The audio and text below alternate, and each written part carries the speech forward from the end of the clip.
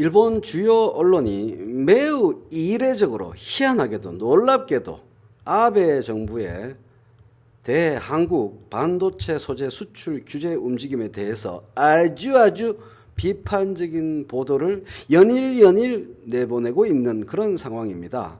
니혼 게이자이를 필두로 아사히, 도쿄신문, 마이니치 신문 등 일본의 주요 언론은 1일에 발표됐잖아요. 그 조치가 1일 이후에 연일 이번 조치를 철회하라 라면서 아베 때리기를 하고 있습니다. 이것은 천지가 개벽할 일입니다. 전통적으로 일본 언론은 국내 문제에서도 그렇고 외교 문제에서는 더더욱 일본 정부의 입장을 옹호하고 거기에 보조를 맞추는 경향을 갖고 있었기 때문입니다.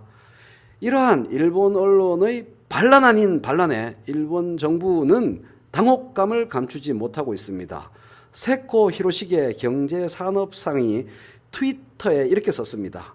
어제부터 일본 언론 보도를 보고 있으면 언론이 아직 제대로 이해하지 못하고 있는 것 같다. 이렇게 트위터에 썼어요.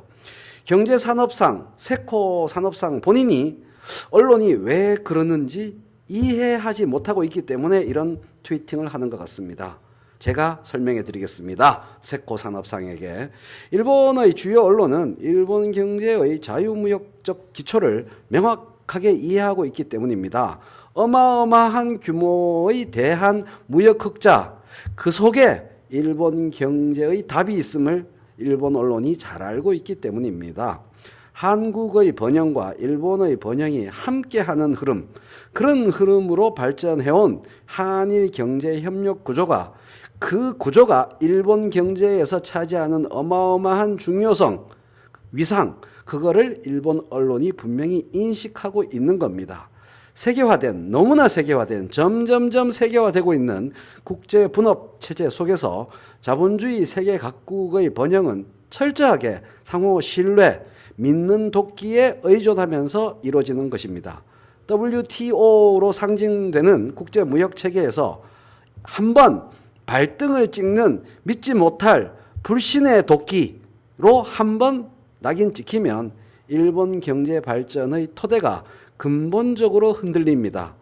한국 경제의 탈일본화를 우려하고 있는데 그 정도에서 그치지 않고 세계 경제 전체의 탈일본화로 이어질 수 있다는 그런 우려가 일본 언론의 기본적인 마인드를 이루고 있는 겁니다.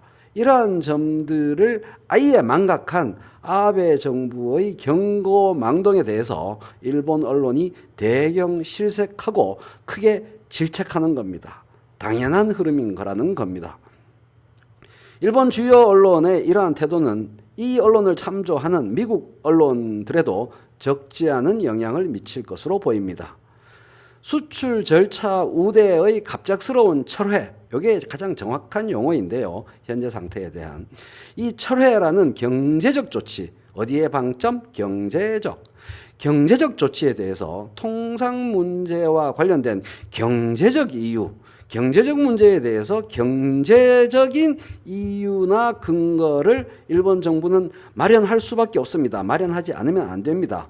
경제적 조치에 대한 경제적 이유를 대지 못하면 일본은 자유무역 원칙을 정면으로 위배하는 불신의 아이콘으로 등극하게 됩니다.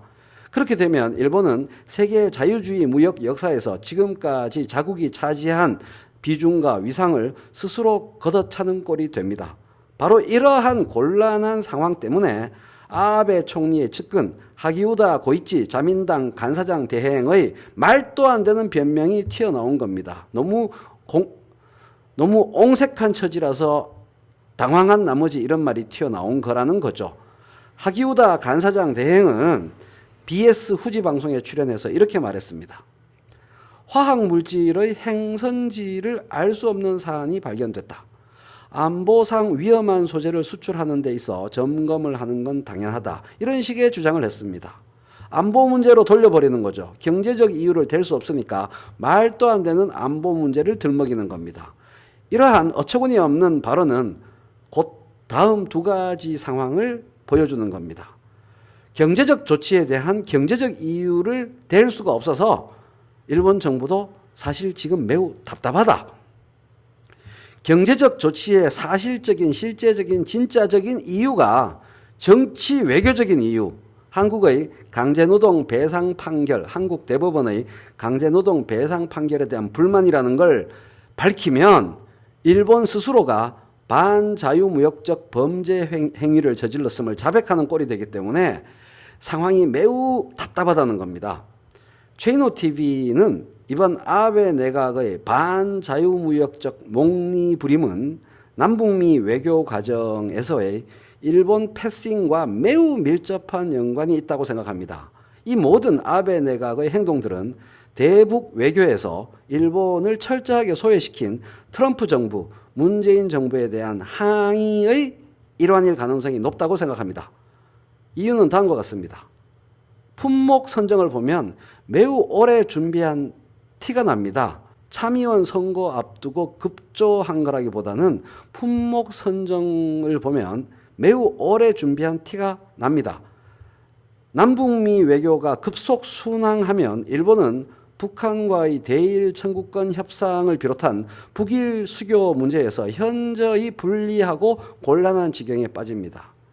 더군다나 이러한 특혜 철회 조치가 발표된 시점이 정확하게 6월 30날 남북미 판문점 회동이 이루어진 직후 7월 1일이라는 겁니다. 이러한 점들을 고려하면 아무래도 대북 외교에서 일본을 철저하게 소외시키는 과정이 지속되고 있는 데 따른 아베 내각의 아베 정부의 항의다.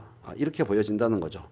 한국 정부는 제가 말씀드리는 체이노TV가 말씀드리는 이러한 점까지 염두에 두면서 대응하고 있을 것 같습니다.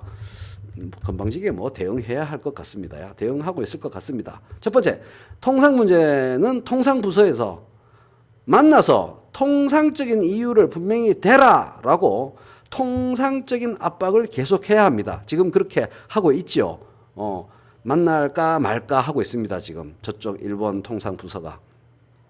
이 기회에 반도체 부품 소재 산업에서의 탈일본화를 말이 아니고 실제로 모색해서 제조업 르네상스, 문재인 대통령이 천명한 제조업 르네상스에 박차를 가하는 기회로 삼아야겠습니다. 세 번째로, 이번의 갈등을 적절한 규모에서 너무 키우지도 말고 너무 죽이지도 않는 상태로 쭉 끌고 가서 요거를 국내 정치에 잘 활용했으면 좋겠습니다. 자세한 방법은 말씀드리지 않겠습니다. 어쨌든 국내 정치에 잘 활용했으면 좋겠습니다. 제 느낌에는 북풍이 아니라 뭔가 일풍이 동쪽에서 불어준다는 그런 느낌입니다. 시민들은 시민들대로 아베 정부의 이 자유무역 반칙은 세계 자유무역 체제에 대한 심각한 도전이다라는 점을 일본 시민들에게 적극적으로 어필할 필요가 있을 것 같습니다. 의외로 막상 만나보면 이러한 주장이 일본 시민들 사이에 형성되어 있는 어떤 자부심이 있거든요. 그들의 자부심의 심적 구조가 있습니다. 그 자부심에 효과적으로 작동할 수가 있다고 봅니다. 이상 일본 언론들의 움직임을 보고 토요일 오후에 여러분께 전해드린 보도 플러스 논평 플러스 분석 플러스 주장이었습니다. 이러한 보도 플러스 논평 플러스 분석 플러스 주장이 가능하게 된 한층 근본적인 체이노TV의 논리와 판단에 대해서는 이전에 있었던 최근의 두 번의 라이브 방송을 1시간 이상씩 충분히 참조 감상해 주시면 고맙겠습니다. 행복하고 시원한 주말 맞으시길 바랍니다.